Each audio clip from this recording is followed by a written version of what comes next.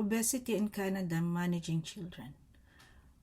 Obesity has been prevalent as a health concern almost everywhere in the world, especially among children and adolescents. In Canada alone, the increase in obesity among school-age children is widespread.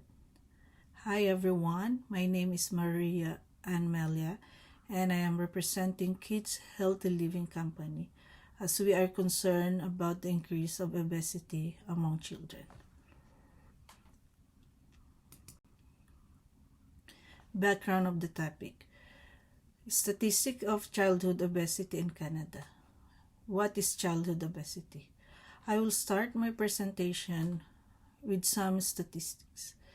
In the late 1970s, 5% of children and teens in Canada were considered obese. That's about 1 in every 20 children. Last year's statistics state that around 30% of children and youth are living with obesity. That is 1 out of every kids under 18 in Canada. What is childhood obesity and why is it a problem? Childhood obesity can be defined as a complex, long-term conditions where a child is above a certain weight for their age in relations to their height and birth gender, which can lead to several physical and emotional problems like heart disease, diabetes, and sleep problems.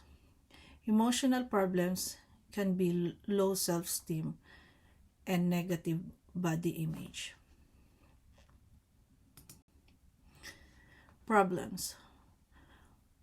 What family could do to help the children in the process of managing obesity? What are the school's roles in providing physical activities and educating the children about nutrition? What are the ways to minimize the risk of obesity in children? Solutions. To provide information about the importance of the family, especially the parents, to support their children. To determine what schools can do in the aspect of providing education about nutrition. To apply dietary interventions and daily physical activities. To limit the screen time among children. Main statements. First is the importance of the roles of families, parents, or caregivers in helping their children. Obesity could be managed at an early age through parent or guardian's direction and child empowerment. Family engagement and support should be one of the top priorities for managing childhood obesity.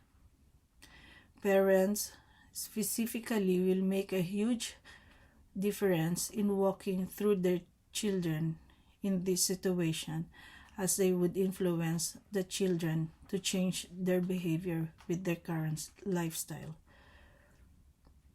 Parents should be a good example to their children, which includes preparing healthy foods and keeping good and healthy habits at home. Second is the limiting of screen time for children.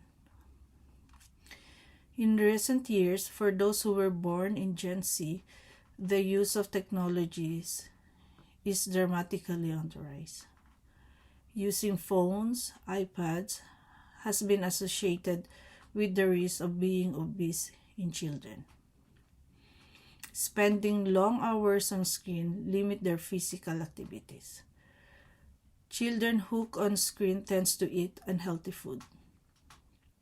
Third one is how the school could play a big role in teaching about nutrition and doing physical activities. School could play a major role and influence kids in managing obesity. This is because most of the time, children are spending their time in school. It will be the best possible setting to foster healthy food options. As Canada still lacks in setting food standards, a better education in nutrition and health healthy lifestyle should be integrated in the school curriculum. Implementing such food programs will increase knowledge, education, and practices will be enhanced. This will be a considerable change in managing obesity. Furthermore, if parents see the change, they will be able to adopt those practices. However, the economic cost of these programs is the major concern. For keywords, childhood, obesity, school, parents, and management.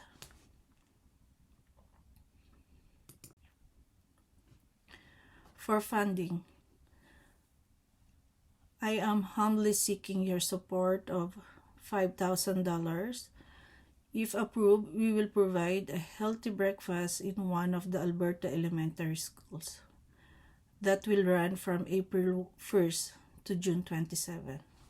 I felt that doing so would easily make any changes in child's weights and habits. If in case there are excess funds, it will be used for training some skills and knowledge for the parents and caregivers on how to support their children throughout these journeys. After conducting a peer-reviewed articles research, I found out the importance of this project because of the increasing rate of obesity in children. It is relevant issues that families should get involved,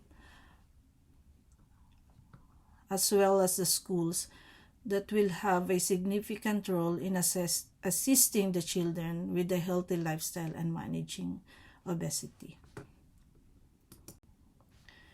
Conclusion: obesity in school-age children has become more prevalent over the years, and management is important.